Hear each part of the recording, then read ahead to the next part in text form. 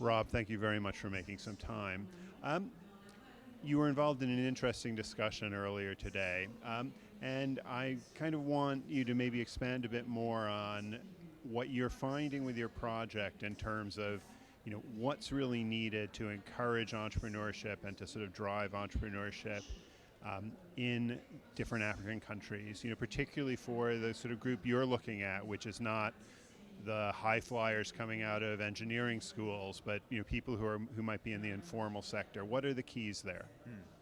Well, it's not to say we're closed to those high-flying individuals that have come through more traditional institutions, but what we are trying to do purposefully, as I said this morning, was look at where the 80 to 90% of the population sits more realistically and design a talent intake system or a talent identification process that really looks in those communities where 80 to 90% of people are otherwise stuck.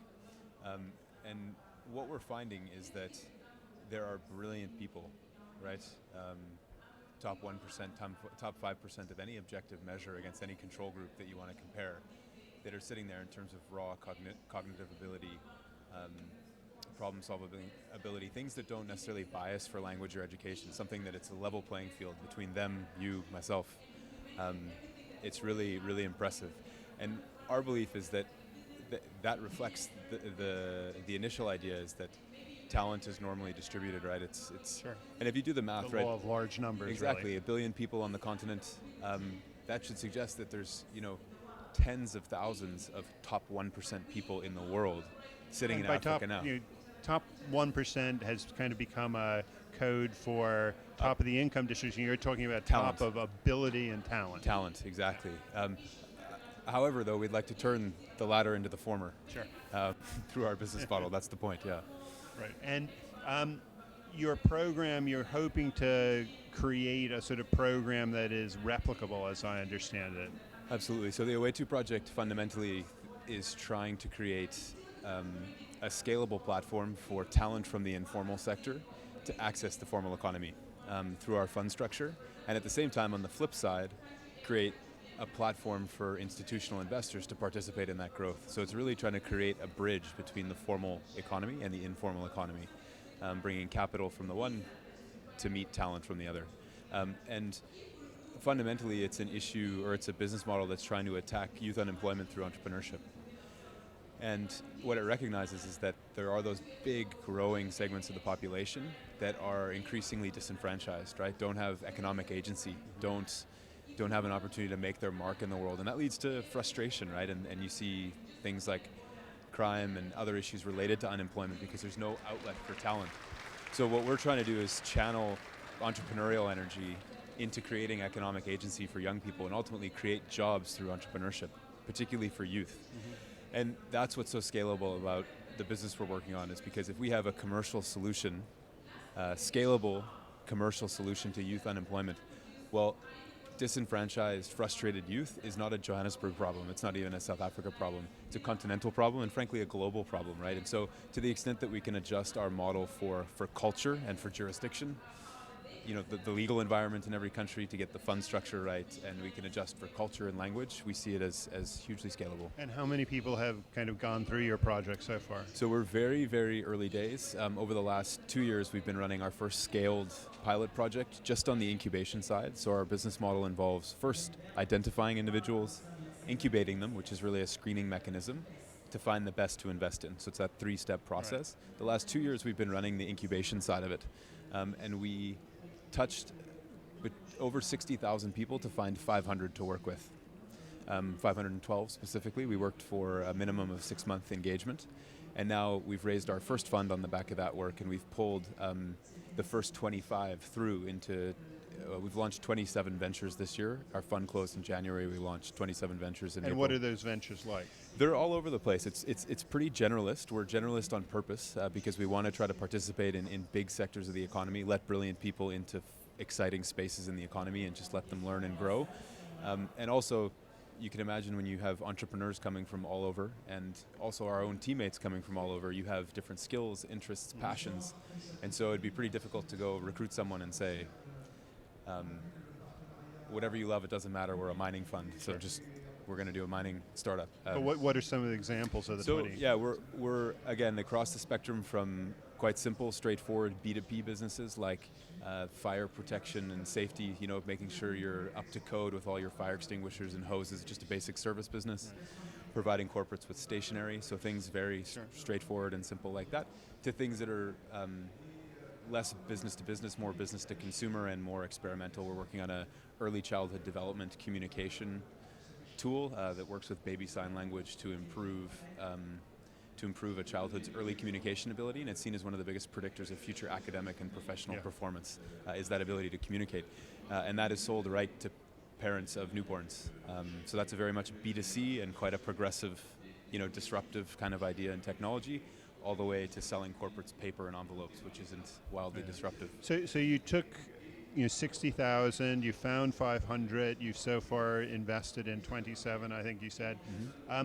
The 59,500 who kind of didn't get to the next stage, what do they come away with? Great question. So we've designed our process to be inclusive. So like I said, we completely drop barriers to entry. Anyone can walk in. There's no charge to get started. Once you get started, though, the work starts, and it gets increasingly more difficult. That's how we screen. Okay.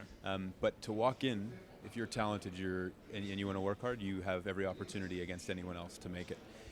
Every step and every challenge is designed to teach. So at every step, whether it's a business planning challenge or a sales challenge, you're being taught a real practical business skill. So even if you're, say, in the first step of our process, which is simply SMS-based bookkeeping, if you have a business, you do it for your business. If you don't, you do it for your own personal expenses.